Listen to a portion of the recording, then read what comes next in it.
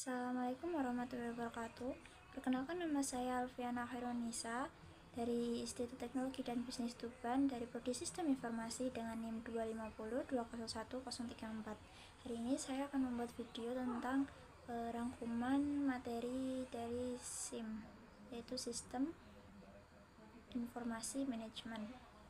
Nah, pembahasan ini diawali dengan konsep dasar sistem. Sistem merupakan sekumpulan elemen yang saling berhubungan dan bekerja sama untuk mencapai tujuan tertentu. Dalam suatu sistem terdapat komponen-komponen yang saling mendukung, seperti masukan atau input, proses pengolahan, keluaran atau output, serta umpan balik yang digunakan untuk memperbaiki kinerja sistem tanpa adanya keterkaitan antar komponen tersebut. Tujuan yang telah ditetapkan akan sulit tercapai secara optimal. Selanjutnya, yang dibahas adalah mengenai informasi. Informasi berasal dari data yang telah diproses sehingga memiliki arti dan dapat digunakan sebagai dasar dalam mengambil keputusan. Data yang masih mentah tentu belum memberikan manfaat, tetapi setelah diolah menjadi informasi yang akurat, relevan, dan juga tepat waktu, maka informasi tersebut dapat membantu seseorang dalam memahami kondisi dan menentukan tindakan yang tepat. Oleh karena itu, kualitas informasi sangat berpengaruh terhadap kualitas keputusan yang dihasilkan. Lalu yang selanjutnya, sistem informasi itu merupakan kombinasi antara manusia, perangkat keras, perangkat lunak, data, jaringan, dan prosedur kerja yang saling terintegrasi untuk mengumpulkan, mengolah, menyimpan, serta mendistribusikan informasi. Sistem informasi tidak hanya berfungsi sebagai alat penyimpan data, tetapi juga berperan penting sebagai pendukung aktivitas organisasi dalam menjalankan berbagai proses lain.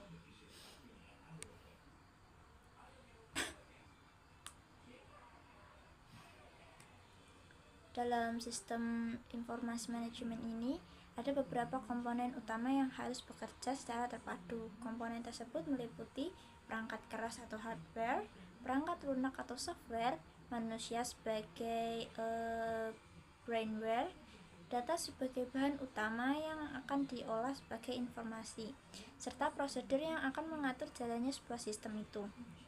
Kelima komponen tersebut saling bergantung satu sama lain. Apabila satu komponen tidak berfungsi dengan baik, maka kinerja sistem secara keseluruhan juga akan terganggu. Lalu yang selanjutnya, peran informasi dalam organisasi, yaitu merupakan proses mengatur memanfaatkan sumber daya yang dimiliki organisasi agar tujuan yang ditetapkan dapat tercapai. Dalam menjalankan tugasnya, seorang manajer membutuhkan informasi yang akurat untuk menjalankan kegiatan, mengorganisasi sumber daya, mengarahkan bawahan, serta melakukan pengawasan terhadap pelaksanaan pekerja. Oleh karena itu, keberadaan sumber sistem informasi sangat membantu manajer dalam memperoleh informasi yang dibutuhkan secara cepat dan juga tepat.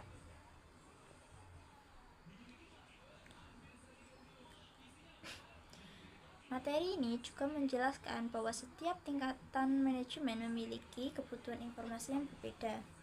Manajemen tingkat atas membutuhkan informasi yang bersifat strategis untuk perencanaan jangka panjang. Manajemen tingkat menengah membutuhkan informasi untuk kegiatan pengendalian dan juga evaluasi. Sementara itu, untuk manajemen tingkat bawah, itu lebih banyak membutuhkan informasi operasional yang berkaitan dengan aktivitas sehari-hari. Perbedaan kebutuhannya itu menyebabkan sistem dapat atau harus mampu menyediakan informasi yang sesuai dengan kebutuhan masing-masing tingkatan manajemen. Selain mendukung manajemen, sistem informasi juga berperan dalam meningkatkan kualitas organisasi.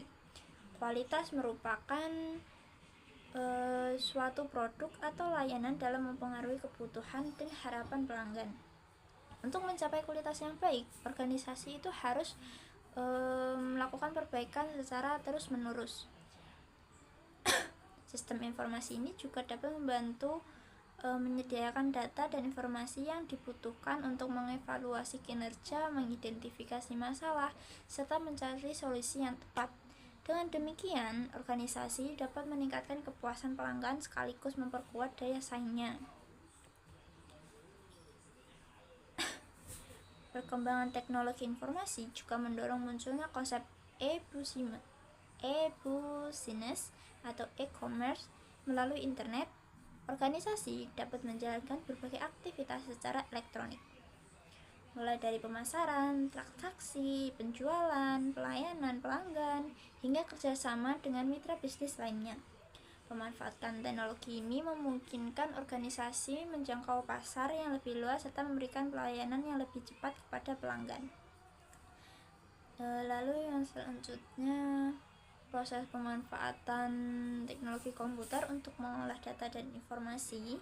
Dengan komputerisasi saat ini, pekerja dapat menyelesaikan pekerjaannya itu lebih cepat dan juga lebih mudah serta lebih efisien. Lalu juga tingkat kesalahannya mungkin bisa lebih berkurang karena ini dibantu oleh sistem. Dalam proses pengembangan sistem informasi, terdapat peran penting yang dimainkan oleh sistem analis dan juga programmer. Sistem analis bertugas mempelajari kebutuhan organisasi, mengidentifikasi masalah, serta merancang solusi sistem yang sesuai. Setelah rancangan dibuat, programmer bertugas menerjemahkan rancangan tersebut ke dalam bentuk program yang dapat digunakan oleh pekerja. Kerjasama antara sistem analis dan juga programmer ini sangat menentukan keberhasilan pengembangan sistem informasi pada lingkup manajemen atau lingkup kerja. Saya di sini. Pengembangan sistem informasi yang dilakukan melalui serangkaian tahapan yang dikenal sebagai System Development Life Cycle atau DSLC. Terdapat tahapan-tahapan yang meliputi perencanaan, analisis, perancangan implementasi, dan juga pemeliharaan. Melalui tahapan ini, sistem dapat dikembangkan secara terstruktur sehingga mampu memenuhi kebutuhan organisasi secara efektif. Selain itu, penggunaan metode yang sistematis juga membantu mengurangi risiko kegagalan dalam pengembangan sistem. Untuk membantu proses analisis dan perancangan sistem ini, digunakan berbagai alat bantu seperti flowchart, data flow diagram, entity relationship diagram, serta normalisasi basis data. Alat-alat tersebut digunakan untuk menggambarkan alur kerja sistem, hubungan antar data, serta struktur basis data yang akan dibangun. Dengan adanya dokumentasi yang jelas, proses pengembangan sistem akan jadi lebih mudah dipahami dan dikelola.